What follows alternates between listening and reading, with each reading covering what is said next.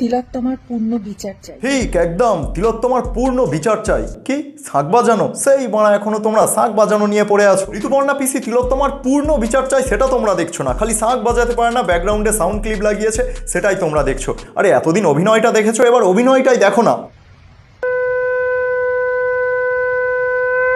এত সুন্দরভাবে শাঁখ বাজাচ্ছে নাকি মদের গ্লাস ধরে মদ খাচ্ছে। মানে শাঁখ বাজাতে গেলে ভিতর দিয়ে দম দিতে হয়, শাঁখ উঁচু করে দম চুষে নেয় না। আমি একটা ছেলে হয়ে যে কোনো শাঁখ বাজিয়ে দিতে পারবো, আর তুমি একটা মেয়ে হয়ে শাঁখ বাজাতে পারো না। শাঁখের সাউন্ড ব্যাকগ্রাউন্ডে লাগিয়ে দিচ্ছে। কেউ কি তোমার শাঁখের সাউন্ড শুনতে চেয়েছিল?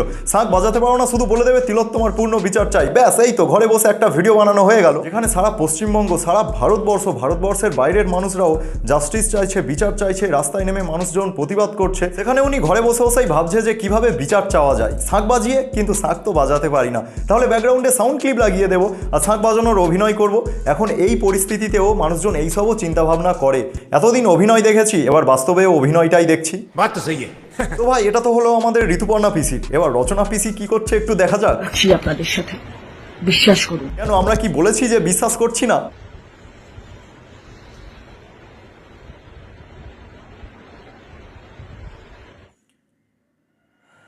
দিনের শেষে যখন রাত করে ফিরি, কাজ করে ফিরি, তখন গাড়ি করে ফিরি। ও আমি ভাবছিলাম হয়তো সাইকেল নিয়ে ফেরো। গাড়ি করে ফিরি, কিন্তু সব মানুষ গাড়ি পায় না। কিন্তু সবাই গাড়ি পায় না, কারণ সবাই তো দিদি নাম্বার 1 থেকে রাজনীতির দলে যুক্ত হয় না।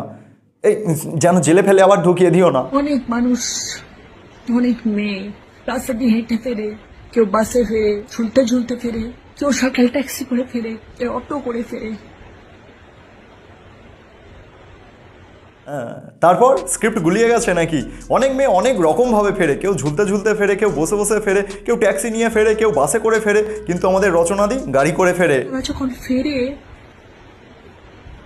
আমার শুধু মনে হচ্ছে, হ্যাঁ পিসি তোমার কি মনে হচ্ছে? ঠিক আছে, তাদের হয়তো এখন মনে হচ্ছে হ্যাঁ রচনা পিসি তোমার কি মনে হচ্ছে?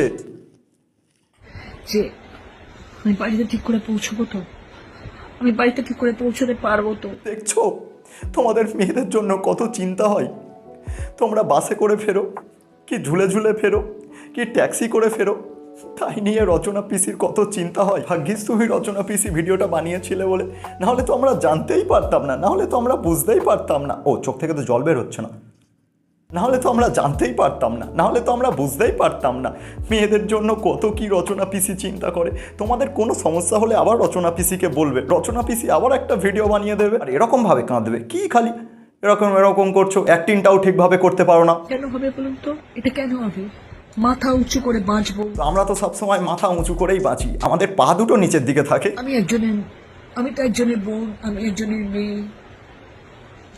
পুরুষ মানুষ আমাকে দেখে সম্মান করবে। সম্মান করি তো, এখনো সম্মান করি, প্রত্যেকদিন দিদি নাম্বার 1 দেখে সম্মান করি। পুরুষ মানুষ আমাকে দেখে আমাকে বাঁচানোর চেষ্টা করবে। আমি বিপদে পড়লে আমার হাত ধরে আমাকে বাড়ি পৌঁছে দেবে। এটা তো পুরুষ মানুষের জাত হওয়া উচিত। এটা কিন্তু একদমই ঠিক কথা বলেছে, পুরুষ মানুষ তো এমনই হওয়া উচিত। তাহলে এবার রাজ্যের মুখ্যমন্ত্রীটা পুরুষ মানুষকেই করে আমি জেলে ঢুকতে চাই না। পুরুষ মানুষের জাতকে এরকম হবে যে আমাকে ছিঁড়ে খাবে, আমি চিৎকার করবো, আমার কথা শুনবে না, আমি কাঁদবো, আমার আওয়াজ বাইরে অব্দি পৌঁছবে না। যেমনটা আরজিকর হাসপাতালেই হলো, তার চিৎকার বাইরের কোনো মানুষ শুনতে পায়নি, তাকে এতটাই নৃশংসভাবে মেরেছে। আমাদের একটা কঠিন স্টেপ নিতে হবে। কঠিন স্টেপ কেমন? সেই 9 তারিখ থেকে আজ পর্যন্ত 25 তারিখ হয়ে গেল, কিন্তু অপরাধকারীদের এখনো সামনেই আনা হয়নি, কোনো স্টেটমেন্ট পাওয়া যায়নি। এটাই আমাদের রাজ্যের কঠিন স্টেপ। বিচার ব্যবস্থা এমন হতে হবে, ভারতীয় সংবিধানে বিচার ব্যবস্থা এমন হতে হবে যে কোনো মেয়ের দিকে কোনো পুরুষ নজর দিতে পারবে না। তাদের শাস্তি এমন হবে যে তারা ভাববে যে আমরা কি করেছি, কি করব, ভাববে যেটা আমরা করবো কিনা। এইরকম শাস্তি হওয়া উচিত। এটা তো একদমই ঠিক যে ভারতের সংবিধানে এমনই বিচার ব্যবস্থা হওয়া উচিত যে ধর্ষণকারীদের কঠোর থেকে কঠোরতম শাস্তি দেওয়া উচিত, তাতে পরবর্তীকালে কোনো ধর্ষণকারী ধর্ষণ করার আগে তাদের বুক হাত পা কেঁপে ওঠে। কিন্তু ধর্ষণকারীদের ধরা গেলে তারপর তো এখনো পর্যন্ত তো ধর্ষণকারীদের ধরাই যায়নি, তাহলে ভারতের সংবিধান অনুযায়ী কাকে শাস্তি দেবে? এই শাস্তি যতদিন না হবে ততদিন আমার মনে হয় না যাদের এরকম কুনজরের লোকজন আছে, ছেলেরা আছে, তাদের কোনোদিনও মনের কোনো পরিবর্তন হবে। একদম ঠিক, যেসব ছেলেগুলোর এরকম কুনজর আছে তাদের মনের কোনোদিনও পরিবর্তন হবে না, তার জন্য কঠোর থেকে তাদের কঠোরতম শাস্তি দেওয়া উচিত। কিন্তু শাস্তিটা দেবে কাদের? আমরা তো এমন রাজ্যে বসবাস করি তাদেরকে শাস্তি দেওয়ার আগে তারা তো ধরাই পড়ে না, তাহলে শাস্তিটা দেবে কাদের? আমি ভেবেছিলাম আমি অনেক কথা বলবো, কিন্তু আমি পারলাম না বলতে। তুমি বলতে পারলে না, আর আমাদের মতন জনগণকে বলতে দেওয়া হয় না, মুখ চুপ করিয়ে দেওয়া হয়। কিন্তু এইবারে আর নয়, জনগণ রাস্তায় নেমে পড়েছে, আর যতক্ষণ না জাস্টিস মিলবে এই প্রতিবাদ আমাদের চলতেই থাকবে। আমি আপনাদের সাথে একমত। আপনারা যারা এই প্রতিবাদের সুর তুলেছেন, আরে জানতাম রচনা পিসি তুমিও আমাদের সাথে একমত হবে, কিন্তু প্রতিবাদের সুর তোমাকেও তুলতে হবে। চলো আমাদের সাথে রাস্তায়। আপনারা সবাই একজোট হয়ে থাকবেন, আমরা সবাই আপনাদের সাথে আছি। সবই ঠিক আছে, সবই তো বুঝলাম তুমি কার পাশে, কিন্তু 4 মিনিটের কাছাকাছি রচনা পিসি শুধু চোখ ছলছল করেছে, কেঁদেছে, কিন্তু কাজল একটুও ধুয়ে যায়নি। ভাই আমি একটা জিনিস বুঝতে পারছি না, কারোর জাস্টিস চাইতে এসে, কারোর বিচার চাইতে এসে তার আগে এরকম চোখে কাজলকে পড়ে আসে ভাই। চোখে কাজল পড়ে এরকম ভাবে কে কাঁদে ভাই? আমরা সবাই আপনাদের সাথে আছি। আপনারা ভাববেন না যে আমরা শিল্পী, আমরা রাজনীতির মানুষ, তাই জন্য আমরা আপনাদের মন আপনাদের জন্য ভাবে না, আপনার জন্য কাঁদে না। একদম, কিন্তু কেউ ভাববেন না যে ওনাদের মন কাঁদে না, ওনাদের চোখ কাঁদছে, ছলছল করে চোখ থেকে জল বেরিয়ে যাচ্ছে। তবে থাক, এরকম নাটক করে আর কাঁদতে হবে না। এই কথাটা কিন্তু আমি বলছি না, নিউজ মিডিয়া বলছে। আজকে আপনাদেরকে একটা নাটক এবং নাটক দেখাতে গিয়ে মারাত্মক ভুল, যাতে গ্রেপ্তারও হয়ে যেতে পারেন রচনা। শুধু নিউজ মিডিয়াও বলছে না, রাস্তায় জনগণও বলছে। রচনা ব্যানার্জি দিদি নাম্বার 1, দিদি নাম্বার 1 সবার বয়কট করা উচিত। প্রত্যেকটা মেয়ে দিদি নাম্বার 1 বয়কট করে দেওয়া উচিত আজকে। রচনা ব্যানার্জির মতো একটা থার্ড ক্লাস মেয়ে। ব্যানার্জি ফেসবুকে খুব কেঁদেছে। ওগুলো হচ্ছে ন্যাকা কান্না বোঝেন? ওইসব মেয়েকে কিছু মনে করবেন না। একটা মেয়ে না শত্রু মেয়েই হয়, একটা মেয়ে শত্রু মেয়েই হয়। আর এরা হচ্ছে সেই ওই মেয়েটার, এরা হচ্ছে মানে চরম শত্রু। এদের কিসের টাকার অভাব? এদের টাকার অভাব আছে? রচনা পিসি চোখ থেকে নাক থেকে জল বের করে কেঁদে প্রতিবাদ জানালো, সেটা নিয়েও কেউ বলছে নাটক, কেউ বলছে ন্যাকা কান্না। রচনা পিসির মান সম্মান আর রইল না। ভাবো তো রচনা পিসির এইসবগুলো দেখার পর কতটা কষ্ট হবে। এইগুলো দেখেও রচনা পিসি আবার বলেছে, আমি যেটা বলেছিলাম, আমি যে ভিডিওটা পোস্ট করেছিলাম সেটা একদম মন থেকে ফিল করেছিলাম বলে পোস্ট করেছি। ঠিক একদম মন থেকে সেই কথাগুলো এসেছিল বলে, তাই জন্যই তো চোখে কাজল দিয়ে কেঁদেছিল।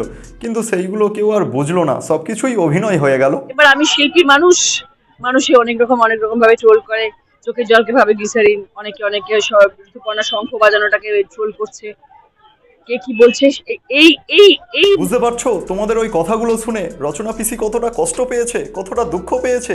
লাইন জড়িয়ে যাচ্ছে, কথা আটকে যাচ্ছে, স্ক্রিপ্ট গুলিয়ে যাচ্ছে। রচনা ব্যানার্জি কখন চোখের জল ফেলে, রচনা ব্যানার্জি চোখে কাজল আছে কিনা, রচনা ব্যানার্জি চোখে লিপস্টিক আছে কিনা, এত সময় মানুষের আছে এইসব নিয়ে কথা বলার। আচ্ছা, এইসবগুলো বলার জন্য একদম মানুষের কাছে সময় নেই, কিন্তু কান্না করার আগে চোখে ভালো করে কাজল দিয়ে কান্না করতে হয়, এইগুলো মানুষের কাছে অনেক সময় আছে, তাই না? আমরা আপনাদের সাথে আছি, বিশ্বাস করুন, এবং আমরা চাইবো সুবিচার পাক। ভিডিও শুরুতেই বলছিল ভারতের সংবিধানে এগুলো করা উচিত, ওগুলো করা উচিত। একদম তো ঠিক যে ভারতের সংবিধানে এগুলো করা উচিত, কিন্তু ভারতের সংবিধান অনুযায়ী কোনো ভিকটিমের নাম পরিচয় উল্লেখ করা যায় না। সেখানে উনি নিজেই ভিকটিমের নাম উল্লেখ করে দিচ্ছে, সেগুলোও নিয়ে নিউজ মিডিয়া অনেক কিছু বলেছে। কি ধরনের সমবেদনা! একটু আগে যদি ভিডিওটা আরো আগে থেকে দেখায়, উনি কেঁদে ফেলেছিলেন। উনি বলছেন যে আমি গাড়ি করে যাই আর যে সমস্ত মেয়েরা রাস্তায় একা একা যায় বলে ঝরঝর করে কাঁদতে শুরু করে দিয়েছিলেন। আর তারপর নিজেতে তার নামটাও বলে ফেললেন, যেটা সন্দীপ ঘোষ করেছিলেন।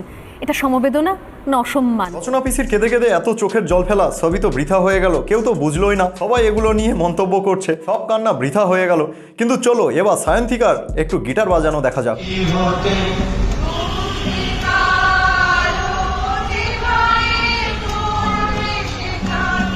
হয়তো আরজি করের ঘটনাটা নিয়েই সবাই নীরবতার একসাথে গান করছে, কিন্তু দিদি আমাদের এরকম ভাবে তবলা বাজাচ্ছে নাকি গিটার বাজাচ্ছে সেটা দিদিই জানে।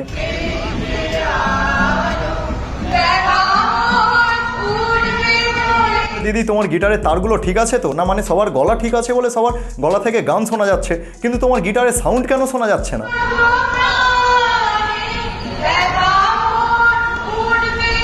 এই তো আঙুল দিয়ে কি গিটার বাজে? গিটারের যন্ত্র দিয়ে তো এবার গিটারটা বাজাতে হবে। মানে ছ্যাবলামো করারও একটা লিমিট থাকে। সাদা ড্রেস পরে আছো, পিছনে বসে বসে সবাই স্বতঃস্ফূর্ত হয়ে গান করছে, আর তুমি গিটারটা নিয়ে এরকমভাবে ছ্যাবলামি মারছো।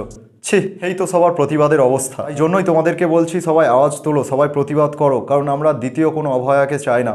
এরপর থেকে আর এরকম অভয়া, কোনো নির্ভয়া যাতে আমাদের দেখতে না হয়, আমাদের ঘরের মা বোনেদের সাথে যাতে না এরকমটা হয়, তার জন্য সবাই প্রতিবাদ করো, সবাই আওয়াজ তোলো। কারণ মনে রেখো, তোমার আমার মতন মধ্যবিত্ত ঘরের পরিবারের সাথেই এরকমটা হবে, কোনো বড় নেতা মন্ত্রী বা কোনো বড় সেলিব্রিটি ঘরের মেয়েদের সাথে এরকমটা হবে না। তাই প্রতিবাদটাও আমাদের, লড়াইটাও আমাদের। আর যতক্ষণ না জাস্টিস মিলবে ততক্ষণ আমাদের এই প্রতিবাদ চলতেই থাকবে, লড়াই চলতেই থাকবে। তাই সবাই একসাথে বলো, উই ওয়ান্ট জাস্টিস। তো ব্যাস ভাই, আজকের ভিডিওটা এতটুকুই। ভিডিওটাতে লাইক, কমেন্ট, শেয়ার কিছুই করতে বলবো না। না, শুধু নিচে কমেন্টে তোমাদের মতামতটা জানাও আর উই ওয়ান্ট জাস্টিসটা লিখে দাও, কারণ এখনও পর্যন্ত আমরা জাস্টিস পাইনি, আর যতক্ষণ না জাস্টিস পাবো ততক্ষণ পর্যন্ত আমরা প্রতিবাদ করতেই থাকবো, লড়াই করতেই থাকবো। তো দেখা হচ্ছে পরের ভিডিওতে। আর ইনস্টাগ্রামে আমাকে ফলো করে দিও, ইনস্টাগ্রামে গলির গরু। তো টাটা।